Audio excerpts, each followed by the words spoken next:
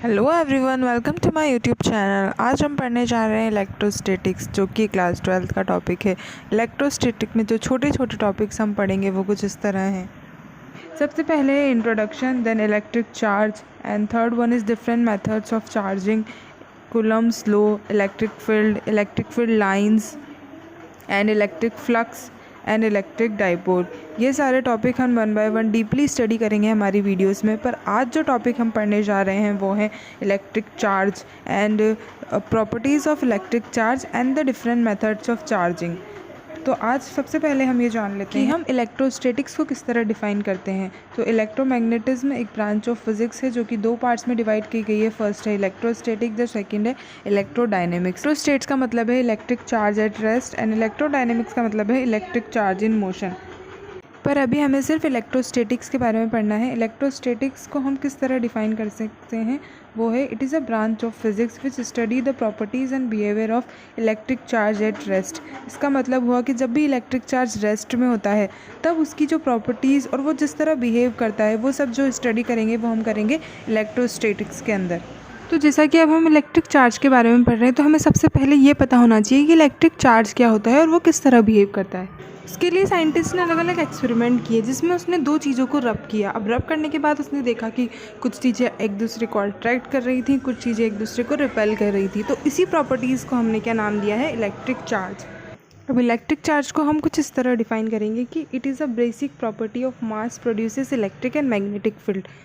मतलब किसी भी ऑब्जेक्ट की ऐसी प्रॉपर्टी जिसके थ्रू वो इलेक्ट्रिक और मैग्नेटिक फील्ड प्रोड्यूस कर सकता हो। ऐसा unit of electric charge is coulomb and it is denoted by C, capital C। अब हम इसकी प्रॉपर्टीज़ के बारे में पढ़ेंगे और इसे और ज़्यादा अच्छे से समझेंगे।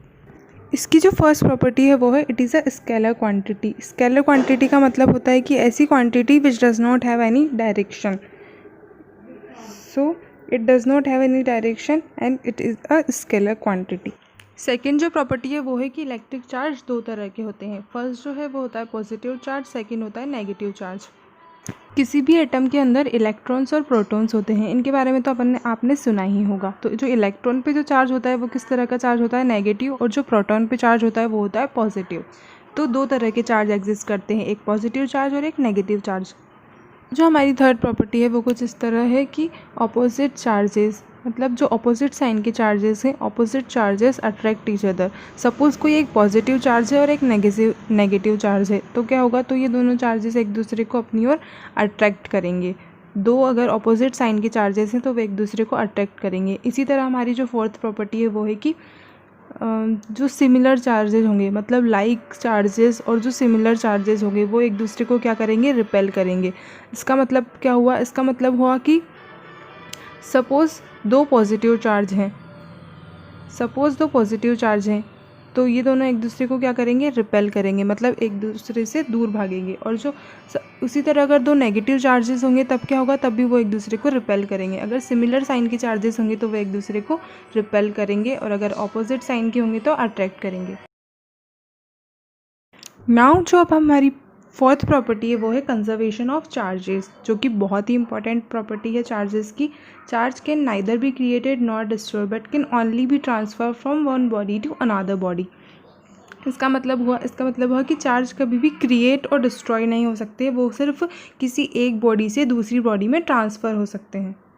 जो हमारी 6th और 7th प्रॉपर्टी है उसके लिए हमें ये समझना बहुत ज़रूरी है कि इलेक्ट्रॉन होता है, इलेक्ट्रॉन के ऊपर कौन सा चार्ज होता है, नेगेटिव चार्ज। सो इलेक्ट्रॉन के पास कुछ मास भी होता है, वो कितना होता है, वो होता है 9.1 × 10⁻³ kg।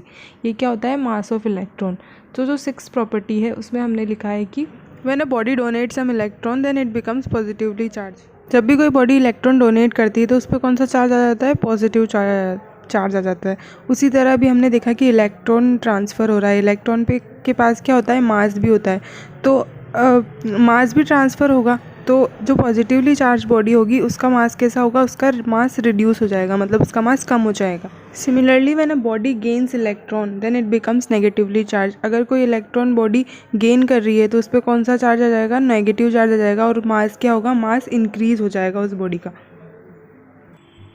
अब जो हमारी 8th प्रॉपर्टी है वो है एडिटिव नेचर ऑफ चार्ज। इस प्रॉपर्टी को हम किस तरह समझ सकते हैं कि charges can be added algebraically. इसका मतलब हुआ कि हम चार्ज को एल्जेब्रिकली ऐड कर सकते हैं। सपोज़ ये कोई एक बॉडी है, इस पर Q1, Q2, Q3 and Qn several other charges हैं। तो अगर हमें इस बॉडी के अंदर का टोटल चार्ज फाइंड करना है, हमें ये फाइंड करना है कि इसमें टोटल चार्ज कितना है, तो हम इन चार्जेस को ऐड कर सकते हैं नॉर्मली। तो जो टोटल चार्ज Q है वो क्या हो जाएगा, Q1 + Q2 + Q3 + Qn। अब जो हमारी नेक्स्ट और सबसे इम्पॉर्टेंट प्रॉपर्टी है वो है quantization of charge. Quantization of charge से हमारा क्या मतलब है कि the charge on any body has to be an integral multiple of charge on an electron. इसका मतलब क्या हुआ, इसका मतलब हुआ कि इसका जो मैथमेटिकल फॉर्म है वो है Q will be is equals to n e. Q will be is equals to Q equals to n e से हम मतलब है कि N की जो वैल्यू होगी वो होगी 1, 2, 3 मतलब, और E की जो वैल्यू होगी वो होगी 1.6 × 10⁻⁻19 कूलम। तो क्या होगा कि किसी भी बॉडी पे जो चार्ज होगा वो क्या होगा, Q will be is equals to 1E 2E 3E मतलब वो इलेक्ट्रॉन के इंटीग्रल मल्टीपल के इक्वल होगा। अब हमने जो फिफ्थ प्रॉपर्टी पढ़ी थी वो थी कंजर्वेशन ऑफ चार्ज। उसी को हम अच्छे से समझने के लिए उसके कुछ एग्जांपल्स देख लेते हैं। तो हम यहाँ पर 2 रिएक्शन लिखी है। फर्स्ट जो रिएक्शन है वो है कि neutron breaks into proton, electron and anti neutrino. And जो सेकेंड इक्वेशन है वो है proton breaks into neutron, positron and neutrino. ये 2 इक्वेशन हमने लिखी है। अब हमें इसमें क्या प्रूव करना है, conservation of charge. Conservation of charge से मतलब है कि charge on the reactant will be is equals to charge on the product side. दोनों साइड जो होगा वो चार्ज इक्वल होना चाहिए किसी भी रिएक्शन में। तो जो प्रोटॉन पे कौन सा चार्ज होता है, पॉजिटिव, और इलेक्ट्रॉन पे नेगेटिव, और एंटी न्यूट्रिनो पे न्यूट्रल होता है ये। तो जब पॉजिटिव नेगेटिव मिलकर क्या हो जाएगा, न्यूट्रल, और न्यूट्रॉन पे कौन सा चार्ज होता है, न्यूट्रॉन न्यूट्रल होता है। फर्स्ट इक्वेशन में चार्ज कंजर्व है। अब हम सेकंड इक्वेशन के लिए चेक करेंगे। प्रोटॉन पे होता है पॉजिटिव चार्ज, न्यूट्रॉन न्यूट्रल होता है, और पॉजिट्रॉन पे होता है पॉजिटिव चार्ज और न्यूट्रिनो पे न्यूट्रल। सो अब जो चार्ज पे जो कंजर्वेशन ऑफ चार्ज का लॉ है वो फॉलो करता है। Because charge on the reactant side is equals to the charge on the product. पहले हमने जो चार्ज की डेफिनेशन पढ़ी थी वो पढ़ी थी कि it is a property of mass, so charge is somehow similar to mass. But जो डिफरेंस चार्ज और मास में है वो है कि charge is similar to mass but charge does not vary with speed like mass. इसका मतलब हुआ कि जब भी कोई मास या कोई भी ऑब्जेक्ट लाइट की स्पीड के साथ ट्रैवल करता है या उसकी सिमिलर स्पीड के साथ ट्रैवल करता है तो उसका मास क्या हो जाता है, चेंज हो जाता है। बट ऐसा चार्ज के केस में नहीं होता है। चार्ज वैसा का वैसा ही रहता है भले वो कितनी ही स्पीड के साथ ट्रैवल करे। अब हमने चार्ज की सारी प्रॉपर्टीज़ पढ़ ली है। अब हम पढ़ेंगे कि हम किस तरह किसी भी ऑब्जेक्ट या बॉडी को चार्ज कर सकते हैं। So there are different methods of charging a body. जो फर्स्ट मेथड है वो है चार्जिंग बाय कंडक्शन। अब चार्जिंग बाय कंडक्शन से हमारा क्या मतलब है, चार्जिंग बाय कंडक्शन का मतलब है कि सपोज़ कोई भी 2 बॉडी है A और B। एक बॉडी नेगेटिवली चार्ज है और दूसरी बॉडी क्या है, हमारी न्यूट्रल है। अगर हमें दूसरी बॉडी को भी चार्ज करना है तो हम उन दोनों बॉडी को क्या करेंगे, कांटेक्ट में ले आएंगे। तो क्या होगा, कोई negative charge body, negatively charge body से थोड़ा सा नेगेटिव चार्ज किस पे चल जाएगा, बॉडी सेकेंड बॉडी पे जो न्यूट्रल है उस पर चल जाएगा। तो इसे हम कहते हैं चार्जिंग बाय कंडक्शन। का मतलब है कि किसी भी 2 बॉडीज़ को कांटेक्ट में लाने से अगर हम चार्ज कर रहे हैं तो उसे हम कहते हैं चार्जिंग बाय कंडक्शन। सेकंड जो हमारा मेथड है वो है चार्जिंग बाय इंडक्शन। अब चार्जिंग बाय इंडक्शन से क्या मतलब है कि विदाउट कांटेक्ट में लाए हुए किसी भी बॉडी को चार्ज करना। चार्जिंग बाय इंडक्शन में सपोज़ 2 बॉडी हैं A और B, और जो B बॉडी है हमारी वो क्या है, पॉजिटिवली चार्ज बॉडी है, मतलब उस पर ज़्यादा पॉजिटिव चार्ज। तो हम जब चार्ज बॉडी को अनचार्ज बॉडी के पास लाएंगे तो क्या होगा, तो इसकी सरफेस पे कौन सा आ जाएगा, नेगेटिव चार्ज आ जाएगा, और अदर सरफेस पे आ जाएगा पॉजिटिव चार्ज, वो कि अट्रैक्शन और रिपल्शन के कारण।